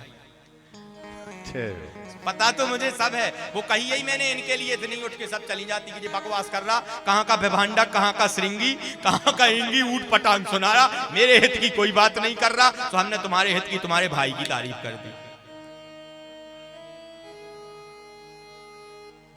कुछ तो महिलाएं ऐसा सोच रही होंगी कि ये पहले दिन से आया, हम ही लोगों को टारगेट किए। जिस दिन बेटा जाने लगोगे, तुमको रास्ते में रोक के नदी में ना हमने तुम्हें मारा तो हम लोग भी महिला है। जय जय श्री राधे। रात को जाना इसीलिए हमें किसी से मिल भी ना पाओ। इन लोगों से हमने पहले ही कह दिया था कि देखो, महिलाओं को रोज में गलत सलत नहीं, मतलब ऐसा बुरा नहीं कहता हूं, मेरा उद्देश्य वो नहीं है। मैं इसीलिए कहता हूं, जो चिकनी चुपड़ी बातें आपको सुनाए वो आपका शत्रु है, याद रखना। कोई भी हो, जो आपका हित चाहने वाला होता है वो कड़क ही बोलता है, क्योंकि सत्य कड़वा होता है और वो सत्य बता रहा है। जय। हित चाहने वाला ऐसा ही बोलेगा, नहीं तो हम रोज यही कहते, वाह वाह धन्य है सुबुद्ध श्रोता। काय के सुबुद्ध श्रोता? समझ में नहीं आ रही कछु, सुबुद्ध श्रोता। आज रोमपाद को किसी ने उपाय बता दिया। कहने लगे ये मिलेंगे कहां, श्रृंगी ऋषि मिलेंगे कहां? किसी ने कहा इनके बारे में पता नहीं, खोज करो। खोज हुई। खोज करने के लिए बहुत सारे सैनिक भेजे गए। सैनिक गए, ढूंढते ढूंढते ढूंढते ढूंढते कई वर्षों तक खोज की, तब पता चला कि विभांडक ऋषि के पुत्र का नाम श्रृंगी है। अब उन विभांडक जी के यहां पहुंचे, कहने लगे हमें आपके पुत्र से मिलना है। विभांडक जी के पुत्र श्रृंगी ऋषि बचपन से ही साधना में लीन रहते थे। उन्होंने अपने आश्रम की कुटिया का दरवाजा भी नहीं देखा था। सोचिए, ऐसे साधक थे, उन्होंने संसार सागर क्या देखा होगा। विभांडक जी ने मना कर दिया। अंग देश के सैनिक लौट के वापस गए, रोमपाद राजा से कहने लगे प्रभु उन्होंने मिलने नहीं दिया, भगा दिया। अच्छा, कहने लगे कोई उपाय नहीं। राजा ने तत्काल सैनिकों से कहा जाओ तुम उसी आश्रम के आसपास में डेरे डाल लो। जब विभांडक ऋषि, मैंने सुना है तीर्थ यात्रा को 6 महीने के लिए जाते हैं, जब जाएं तभी तुम उनसे मिलना। ऐसे ही हुआ। विभांडक ऋषि तीर्थ यात्रा के लिए गए। रोमपाद के सभी सैनिक जैसे ही विभांडक जी की कुटिया में प्रवेश करना चाहा, कोई नहीं प्रवेश कर पाया। जो जाए वो जल के भस्म हो जाए। वहां साधना की शक्ति थी। पुनः भागे, अपने राजा को बताया कि उस आश्रम में जाएं कैसे, जो जाता है वो जल जाता है। कहे एक काम करो, मोहित कर दो। मोहित कर दो। मोहित कैसे होंगे? मोहित करने का उपाय ढूंढा, उपाय मिल गया। काम ही नारी प्यार में लोभी के जिम्मेदार। कहने लगे हमारे राज्य की सुंदर नृत्यांगनाओं को तैयार किया जाए। काम कुसुम धनु सायक लीने सकल भुवन अपने बस कीन्हे। जल्दी 4 नृत्यांगनाएं बहुत तैयार हुई हैं। किसी ने प्रश्न पूछा वो चारों कौन थी? काम, क्रोध, लोभ, मोह था वो। काम, क्रोध, लोभ और मोह, जिसको इन्हीं 4 नृत्यांगनाओं ने हमें आपको भी डस रखा है, ग्रसित है इसी से। काम कुसुम धनु सायक लीने। और जब वो गई ना तो उन्होंने वो स्थिति कर दी, सकल भुवन अपने बस कीन्हे। पूरा विश्व मोहित कर दिया, क्योंकि वो इतनी सुंदर थी, जो देखे वो मोहित हो जाए। श्रृंगी ऋषि को लुभाने के लिए वो नृत्यांगनाएं उनके दरवाजे पे जाकर के बैठ गईं। 4-5 दिन प्रयत्न किया, वो ना निकले। अगर ओरिजिनल संत है, उसके पास साधना की शक्ति है, तो उसे कोई वासना नहीं ग्रसित कर सकती। उन्होंने बड़ा प्रयत्न किया, लेकिन श्रृंगी ऋषि पर उनका कोई जोर ना चढ़ा। अब वो नृत्यांगनाएं सोचने लगी कुछ ऐसा करना चाहिए कि ये लड़का ही स्वयं बाहर आ जाए। उन्होंने बड़े लुभावने लुभावने गीत गाए। एक दिन श्रृंगी ऋषि धोखे से दरवाजे तक आए। दरवाजे तक आए तो उन महिलाओं को देखा। वो महिलाएं नाच रही थी और गा रही थी श्रृंगी ऋषि को लुभाने के लिए। जो प्रेम गली में, जो प्रेम गली में आए नहीं प्रिय तम का ठिकाना, क्या जाने जो प्रेम गली में आए नहीं प्रिय तम का ठिकाना, क्या जाने जो प्रेम गली में आए नहीं प्रिय तम का ठिकाना, क्या जाने जो प्रेम गली में।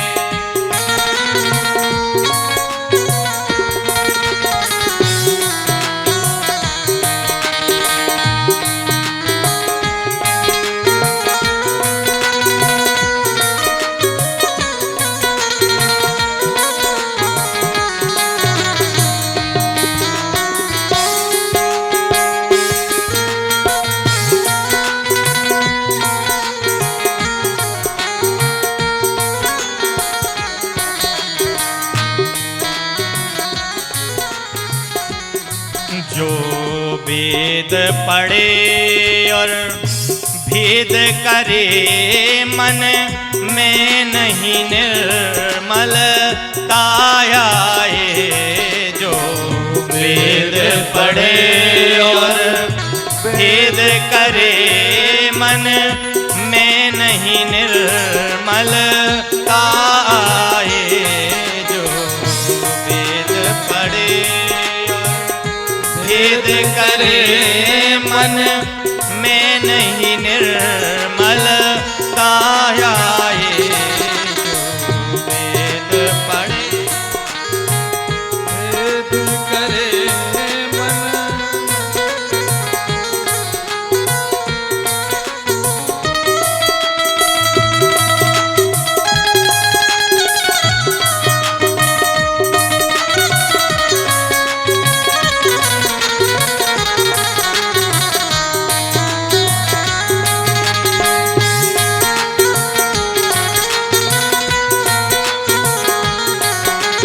जय हो।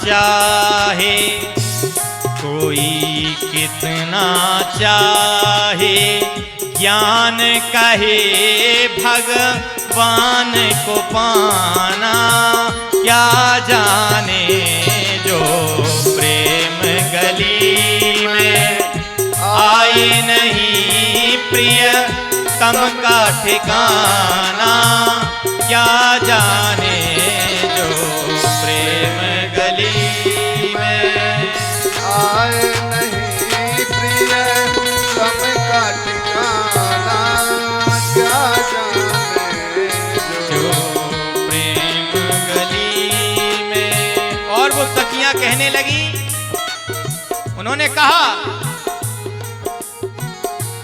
ये दुनिया गोरख धंधा है, सब जग माया में अंधा है।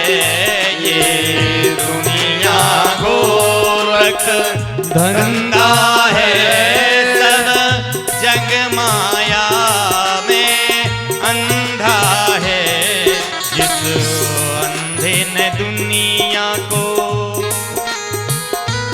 जिस अंधे ने दुनिया को देखा नहीं, वो रूप बताना, क्या जाने जो प्रेम गली में आए नहीं प्रिय तम का ठिकाना, क्या जाने जो प्रेम गली में आए नहीं प्रिय तम का ठिकाना, क्या जाने। वो गा रही थी, जो प्रेम गली में आया नहीं, वो प्रेम निभाना, क्या जाने जिसने कभी प्रेम किया ही नहीं, वो प्रीत निभाना, क्या जाने जो प्रेम गली में। जय हो। ज्यों ही श्रृंगी ने सुना ये मनहारी गीत, उसी दिना से लग गई उन चारों संग प्रीत, उन चारों संग प्रीत। प्रेम हो गया श्रृंगी जी को, वो जिसके लिए आई थी उनका काम पूरा हो गया। बस उनने समझ लिया कि इनके अंदर वासना पैदा हो गई और वो वहां से चल दी। काम, क्रोध, लोभ, मोह आता ही इसीलिए है कि हमें आपको ग्रसित करे और हम आपस में फंसे हो, वो तत्काल निकल लेता है। निकल गए। अब श्रृंगी जी दूसरे दिन जागे, उन चारों महिलाओं को नहीं देखा। बेचारे यहां से वहां फड़फड़ाने लगे, यहां जाएं वहां जाएं, यहां जाएं वहां जाएं, कहां देखें। वो महिलाएं उनसे मिलने के लिए एक रास्ते में कुछ पत्र छोड़ गई थी। श्रृंगी जी आश्रम के बाहर गए तो एक पत्र मिला, उसमें लिखा था आगे चले आओ। आगे बढ़े, दूसरा पत्र मिला, उसमें लिखा था आगे चले आओ। तीर का निशान बना था। धीरे धीरे उन चारों की वासनाओं में ग्रसित होकर के महर्षि श्रृंगी धीरे धीरे पहुंच करके अंग देश के राजा रोमपाद के यहां अंग देश में जैसे ही पैर रखा, तत्काल वहां बारिश शुरू हो गई। खूब झड़ाझड़ बारिश हुई। जैसे ही बारिश हुई, राजा रोमपाद को पता चल गया कि 100% श्रृंगी ऋषि ने कदम रख दिए हैं। तत्काल उठे, अपनी पूरी प्रजा को लिया, सैनिकों को लिया, तत्काल कहां गए? कहां गए? मुनिया गमन सुना जब राजा, अकेले नहीं, तो मिलन गयऊं ले बे प्रसमाजा, मिलने चले गए। आइए आइए प्रभु आइए आइए। अब श्रृंगी ऋषि का मन ना लगे, वो जैसे ढूंढ रहे थे वो मिल ही नहीं। आए, खूब स्वागत सत्कार हुआ, चरणोदक लिया, चरण पखारे गए, दिव्य भव्य सिंहासन पर बिठाला गया जैसे भगवान के लिए सिंहासन था। सब मंचन ते मंच एक सुंदर वेसाध वेसा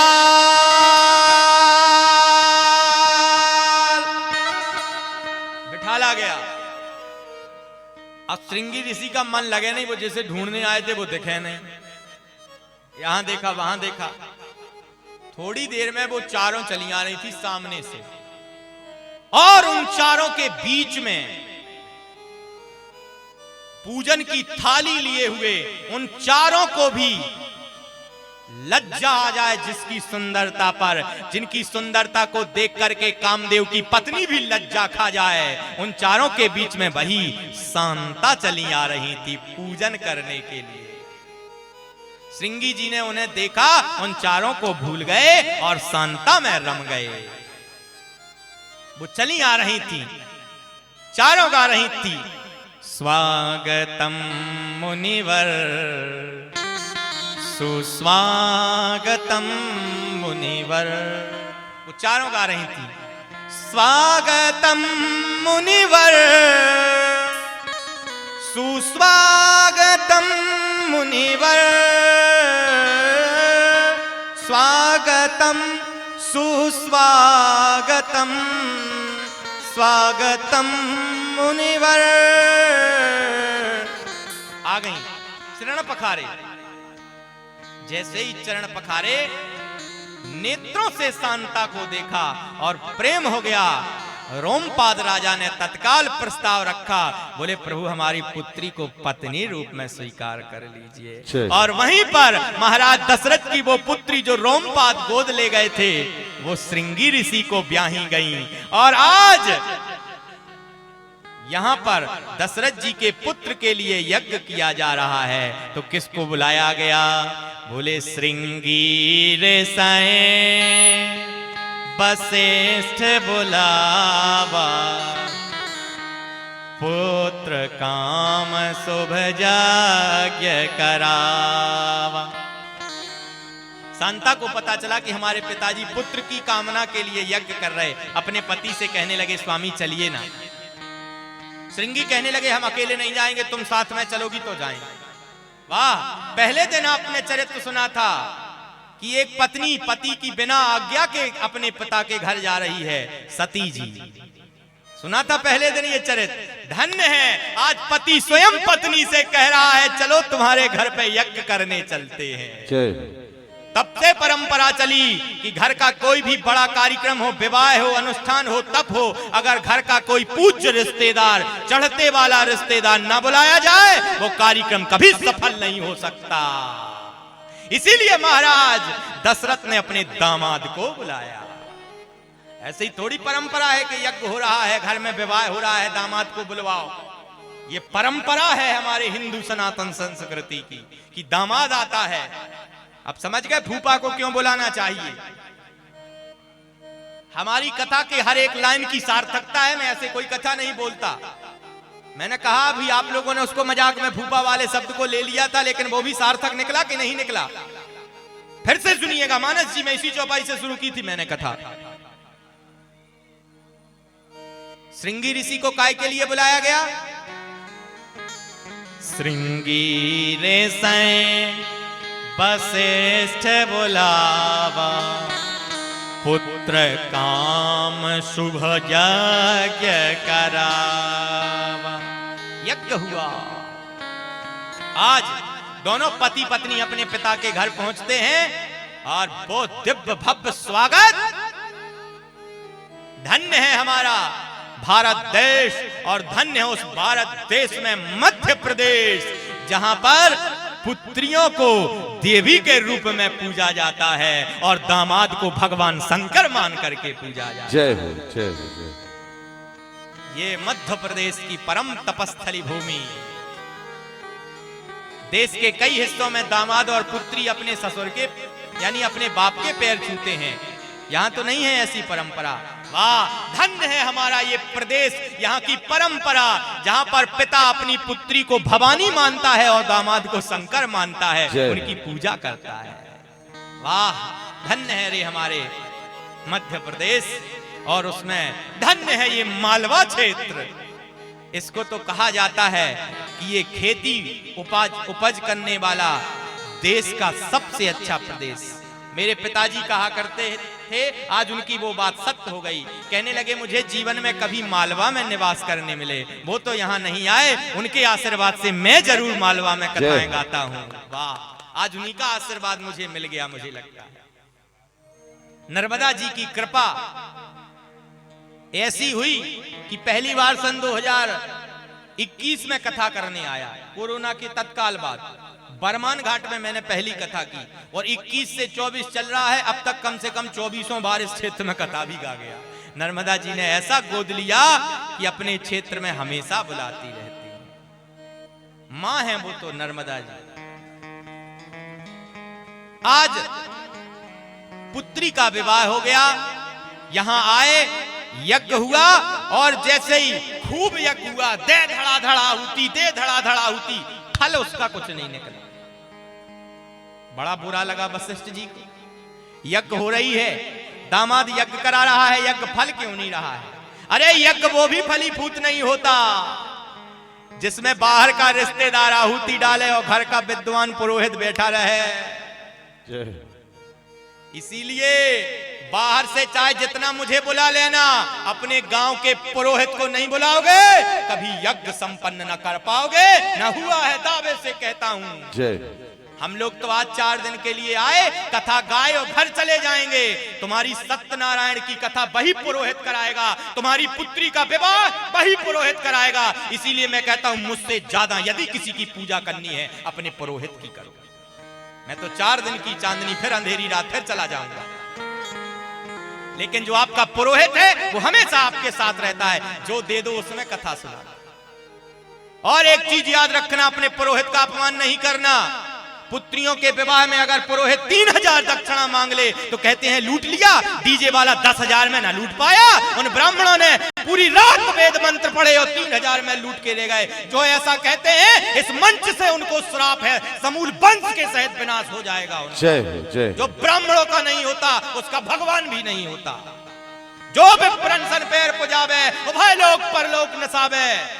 ब्राह्मण धोखे से भी अगर किसी को प्रणाम कर ले तो उसके वंश का विनाश हो जाता है। मैं नहीं कहता, इसी मानस में ऐसा लिखा है, जो विप्रन सन पैर पुजावे, उभय लोक परलोक नसावे। उदाहरण है देश में कई। सबसे बड़ा उदाहरण, वो चाहे भगवान क्यों ना हो, रावण के वंश को, रावण को मारा, रहा न को कोलेरो बनिहारा। भले वो लीला करने आया था, भले वो भगवान था, रावण के मारने का उसको भी श्राप मिला। पूरे वंश के सहित धरती छोड़ करके जाना पड़ा, स्वयं ब्रह्म को जाना पड़ा। और कल उन्हीं ब्राह्मणों की कथा आपने सुनी थी। उन्हीं ब्राह्मणों के श्राप के कारण सत्यकेतु का लड़का रावण बना। सुनी थी कि नहीं सुनी थी? उन्हीं ब्राह्मणों की, क्योंकि उनके पास तप बल विप्र सदा बरियारा। तप है, साधना है, लेकिन हो ब्राह्मण ओरिजिनल, जे वाला ना हो। हमें ऐसा नहीं कि अपनी ब्राह्मणों के पक्ष में, हम नहीं किसी के पक्षधर, हम तो सत्यता के पक्षधर हैं। ब्राह्मण में अगर गुण है तो वो ब्राह्मण कहलाने लायक है, अगर वो अवगुणी है तो वो कोई ब्राह्मण नहीं है, उसको निष्कासित समाज से कर देना चाहिए, फेंक देना चाहिए। जो मदिरा पान करे, जो मांस का भक्षण करे, वो किस बात का ब्राह्मण? ब्राह्मण होता है जो अग्निहोत्र करे, त्रिकाल संध्या करे, स्वयं यज्ञ करे, यज्ञ करवाए, दान दे, दान ले, वो ब्राह्मण। ऐसा नहीं कि शाम हो सो एक पैक ले, वो ब्राह्मण, वो कभी ब्राह्मण नहीं। ऐसे ब्राह्मणों को तो एक बीच चौराहे पे बांध के 50 लाठी रोज मारो, वो ब्राह्मण नहीं है। जिस ब्राह्मण समाज को लगाना हो केस तो लगा देना, ऐसे ही बोलूंगा। सत्यता है, ब्राह्मण के गुण होते हैं। आज पुरोहित जी बैठे हैं और दामाद जी स्वाहा कर रहे, भगवान भी प्रकट नहीं हुए। कहने लगे दोनों लोगों को सामंजस्य जब होगा, जब गांव का पुरोहित और बाहर से आए पंडित जी मिल जाएंगे तब यज्ञ होता है। क्योंकि यज्ञ किसके लिए हो रहा? भगवान के लिए। भगवान कैसे मिलता है? राम ही केवल प्रेम प्यारा, उसे प्रेम प्रिय है। इस गांव में लड़ाई झगड़ा हो रहा है, यज्ञ उसका कोई फल नहीं मिलेगा। सारे गांववासी मिलके एकजुट होकर के जातिगत भेदभाव मिटा करके यज्ञ करो, सामाजिक समरसता का यज्ञ बना दो, तुम्हारा यज्ञ सफल हो जाएगा। मैं दावे से कहता हूं, जो अपने आप को नीची जाति का समझता हो, जिसके यहाँ इस क्षेत्र के ब्राह्मण ना जाते हो, मैं कल उसके घर चलने को तैयार हूं और उसी के घर भोजन करके। जो समझता हो कि मैं नीची जाति का हूं, मैं चलूंगा उसके यहाँ। मैं नहीं मानता कोई जातियां। क्यों नहीं मानता? क्योंकि ये तन उसका दिया है, और यदि ये तन उसका दिया है तो ये सब कुछ, सब लोग भी उसी के बनाए हैं, और उसके बनाए हुए लोगों में जो भेद करे वो उसका बनाया हुआ नहीं है। इसीलिए मैं कोई जाति नहीं मानता। सामाजिक समरसता की नींव गढ़ो। रोज एक शब्द सुनते टीवियों में, हिंदू राष्ट्र, हिंदू राष्ट्र, हिंदू राष्ट्र। काय का हिंदू राष्ट्र? समाज में कुरीतियां व्याप्त हैं, जातियां बटी हैं, हिंदू राष्ट्र बनाने चले हैं। अभी पहले सामाजिक समरसता की नींव रखो, पहले राम राज्य बना डालो, तब हिंदू राष्ट्र बनेगा। जय हो। यही कथा की सार्थकता है। कथा सुनने क्यों आते हो? बस एक ही लाइन सुन के घर चले जाओगे? उसको सीखो, मानो। कथा स्वयं कहती है, तुम जिसकी कथा सुन रहे हो, जो तुम्हारा इष्ट है, जो तुम्हारा आराध्य है, वो भगवान राम भी झूठे बेर खाने के लिए सबरी के घर चला गया। जय। उससे बड़ा कोई बड़ा आदमी है? उससे बड़ा किसी का सम्मान है? उससे बड़ा किसी के पास ब्राह्मणत्व है? उससे बड़ा कोई ठाकुर है? उससे बड़ा कोई क्षत्रिय है? उससे बड़ा कोई ब्राह्मण है? उससे बड़ा कोई वैश्य है? नहीं है। भगवान राम से बड़ा कोई नहीं है। वाह, हमारा जब ईश्वर, हमारा प्रभु भीलनी के जूठे बेर खा सकता है, तो हम तुम तो मनुष्य हैं प्यारे। हमें तुम्हें किस बात का दोष मानो। यदि उसके आचरण अच्छे ना हो, वो मांस मदिरा का भक्षण करता हो, उसके घर में शराब पी जाती हो, उनके घर में कभी नहीं जाओ। जन्म से सब शूद्र पैदा होते हैं। मैं ना किसी को ब्राह्मण मानता हूं, ना किसी को शूद्र मानता हूं। मैं सबको ये मानता हूं कि ये सब लोग किसके हैं? ये सब ईश्वर के जाए हुए संतानें हैं। ना मैं ब्राह्मण हूं, ना आप क्षत्रिय हैं, ना आप वैश्य हैं, ना आप शूद्र हैं। हम सब मिलकर के ईश्वर की संतान हैं, और सब मिलकर के आपस में मनुष्य हैं। बस मनुष्य ही रहिए। ना मुझे ब्राह्मण बनने का शौक है, ना आप क्षत्रिय बनिए, ना कोई वैश्य बने। सब लोग आपस में मिलजुल करके मनुष्य बन के रहिएगा। मेरा दावा है, हमारे देश का डंका पूरी दुनिया में गूंजेगा। एकता ला, सत्यता है। बताइए, आप जिसकी पूजा कर रहे हो वो राम चल करके उस दरिद्र भीलनी के यहाँ, वो भी जूठे बेर खा के आया। सिर्फ किसके? सबरी के यहाँ पहुंचे एक प्रेम ही के नाते। अभी मैंने क्या कहा? राम ही केवल प्रेम प्यारा। यहां श्रृंगी जी आहुति दे रहे हो, वशिष्ठ जी बैठे हैं। प्रेम कहां से हो गया? प्रेम नहीं था, इसीलिए रिजल्ट नहीं आया। और जैसे ही प्रेम पैदा हुआ, रिजल्ट देखिए आने वाला है। भगति सहित मुनियाहुति दीनी।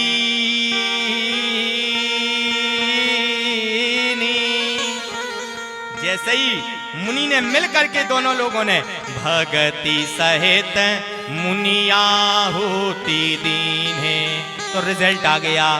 प्रगटे अग्नि चरु करली।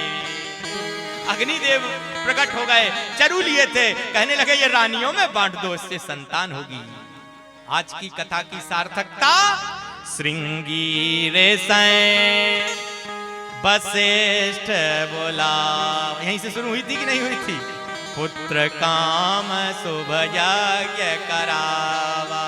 जान गए श्रृंगी ऋषि विभांडक जी के पुत्र थे और महाराज दशरथ के दामाद थे, भगवान राम के जीजा थे कि नहीं थे? आज की कथा समझ में आई? इधर वालों, इधर को कितनों को आई? बोले ठीक है जल्दी करो, 5:30 बज गए, ज्यादा नहीं चकड़ चकड़ करो। कुछ लोग तो कह रहे जल्दी करो, गाय लगाना है घर पे, जल्दी करो, फिर लौट के रामलीला देखने भी आना। अभी 5 मिनट और कथा करूंगा तो रामलीला वाले आ जाते हैं। वो सबसे पहले धनुष बाण लेके राम जी को भेजते हैं, बोले ए बंद कर रहा कि नहीं। और जैसी वो धनुष लिए दिखाई देते तो हम तत्काल कहते हैं चलो भैया पूरी हो गई। जय। आज की कथा की सार्थकता का सुनिए। पुत्रों को दुनिया गोद लेती है। आज की कथा की यही सार्थकता है, निवेदन है। मैं तो प्रत्येक देशवासी से निवेदन करता हूं, एक एक पुत्री को गोद भले ना ले पाओ, चाहे कोई भी उस पुत्री को पाले, किसी भी जाति की हो, अगर हम आप सक्षम हैं, गरीब हैं तो नहीं, अगर हम आप सक्षम हैं तो निवेदन करता हूं प्रत्येक एक गरीब कन्या का एक एक व्यक्ति संकल्प ले लो विवाह करने का। इस देश में कोई पुत्री गरीब नहीं रहेगी। एक, ज्यादा नहीं, एक। यदि सामर्थ्य है तो एक पुत्री का। अभी यहां से विवाह हो रहा है, अगली वर्ष यहां से विवाह करना, जितना तुम्हारा सामर्थ्य। मैं तो कहता हूं अपन लोग शुरुआत एक से करो, युवा हमारा साथ दें। एक कन्या का अगले वर्ष अपन लोग इसी मंच से शादी करेंगे, ठीक है? 1 लाख रुपए का दहेज पूरा मैं दूंगा, पूरा दहेज दूंगा। टीवी, कूलर, फ्रिज, पंखा, वॉशिंग मशीन, और ज्यादा में आएगा तो ज्यादा दूंगा, 1.5 लाख में आएगा, 2 लाख में आएगा, वो भी दूंगा। जय। ज्यादा नहीं, एक से शुरुआत करेंगे। मुझे विश्वास है हम युवा मिलकर के एक दिन इसी मंच से 1100 कन्याओं का विवाह करा देंगे। जय। युवाओं का जोश, हमारा आपका जोश मिलेगा। सभी इस गांव के क्षेत्रवासी, बूढ़े बुजुर्ग लोग सहयोग जरूर करें, क्योंकि युवा तभी ताकतवान होता है जब बूढ़े की बुद्धि लगती है और युवाओं का बल लगता है। आप लोग अपनी बुद्धि देना, हम लोग अपने बल के अनुसार इस मंच से आज घोषणा करके जाता हूं, कामता नाथ जी ने चाहा तो अगली वर्ष से इस मंच पर सामूहिक कन्या विवाह शुरू हो जाए। होगा तो इस वर्ष भी, लेकिन अगली वर्ष दान राशि दी जाएगी इस मंच से। और मेरे जितने शिष्य हैं उन्हें भी चेताऊंगा, मेरे देश में विदेशों में भी मेरे शिष्य हैं, उनसे भी कहूंगा कि सहयोग करें। अभी 2 तारीख को एक पुत्री का विवाह हुआ है मेरी जन्मभूमि पर, मेरे सभी सहयोगियों ने सहयोग किया। उस पुत्री के विवाह में 1.5 लाख रुपए की राशि एकत्रित हुई, बड़ी धूमधाम से वो विवाह हुआ। मेरे जितने सहयोगी हैं, मुझे सुन रहे होंगे टीवी से, मैं उनका धन्यवाद प्रेषित करता हूं। और अभी बस इतना काम नहीं है जो तुम लोग मुझे सुन रहे हो। आचार्य देव बामा लखनऊ, राहुल सेन सभासद महोबा, और पूज्य निवेदन है गुरुदेव भगवान कामदगिरि पीठाधिकारी डॉक्टर मदन गोपाल दास जी महाराज, आप मुझे सुन रहे हैं। गुरुदेव भगवान, अगली वर्ष अपन को इस मंच से सामूहिक कन्या विवाह करनी है। मेरे सहयोगियों तैयार रहना, अगली वर्ष फिर धन इकट्ठा किया जाएगा। अगली वर्ष से इस मंच से सामूहिक कन्या विवाह होंगे, तैयारियां करो। इसी वर्ष से तैयारियों में लग जाओ, जो कम पड़े बिल्कुल चिंता नहीं करना। मैं नहीं कहलवा रहा हूं, गद्दी पे बैठा हूं, शायद वो कहलवा रहा है।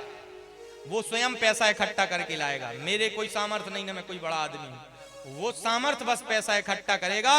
मुझे विश्वास है जब उसने कहलवाया है तो वही अपनी वाणी को पूरा भी कराएगा। व्यासस्य विष्णु रूपाय अगर मेरी वाणी से निकला है तो वो अपने आप करने जरूर आएगा, करेगा। अगली वर्ष से धूमधाम से कन्या विवाह होगा और आचार्य वीरेंद्र शास्त्री जी के सानिध्य में इसी यज्ञ कुंड के 7 फेरे लगवाए जाएंगे सामूहिक कन्या विवाह में। 7 फेरे यज्ञ कुंड के होंगे। आप सभी लोग भी अभी इसी वर्ष न्योता दे के आता हूं, सब आना।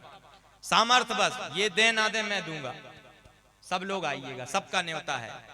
अपने गांव में करता हूं, यहां भी अब करूंगा, एक यहां भी शुरू कराना है। आइए इस कथा की सार्थकता को मानिए, पुत्रियों को गोद लीजिएगा, यही राम कथा की सार्थकता है। महाराज दशरथ ने अपनी पुत्री को सहज भाव से अपने अंग देश के राजा रोमपाद को गोद दे दिया। ये कथा सिखाती है कि पुत्रियों को पालिएगा, पुत्रियों को पालने से बड़ा पुण्य मिलता है, क्योंकि पुत्रियों का विवाह भी यज्ञ होता है। उनका विवाह करिए, यज्ञ करिए, खूब जीवन में धन मिलेगा। अगर एक भी पुत्री का विवाह कर पाओगे तो ईश्वर अवश्य आप लोगों को कई पुत्रियों के विवाह करने का आगे सुअवसर भी देगा। आइए चलते चलते वाणी को विराम, 2 मिनट भगवान का संकीर्तन। 5:30 बज गए हैं, नहीं तो रामलीला का विलंब हो जाता है। कल से पूज्य जगत गुरु रामानंदाचार्य स्वामी श्री धीरेन्द्राचार्य जी महाराज भी मंचासीन होंगे। कल से उनकी भी कथा होगी। हमारी ही कामदगिरी पीठ से पूज्य जगत गुरु धीरेन्द्राचार्य जी महाराज आ रहे हैं। कल से उनकी भी अमृतमयी वाणी आप सुनेंगे। आइए 2 मिनट भगवान के नाम को गाते हुए कथा विश्राम करेंगे।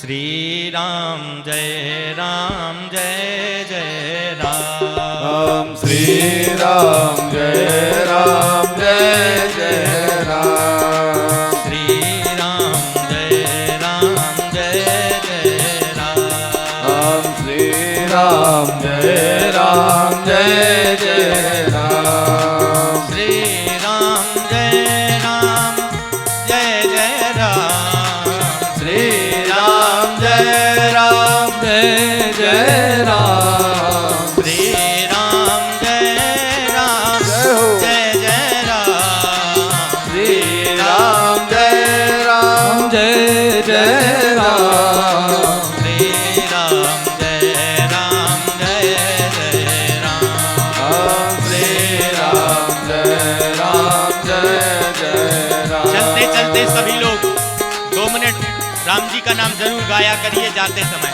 भले ही धीमे धीमे गाएं जरूर गाइए सभी लोग। श्री राम जय राम जय जय राम, श्री राम जय राम जय जय राम, जय जय राम जय जय राम, जय जय राम जय जय राम, जय जय राम। बोलिए राजा रामचंद्र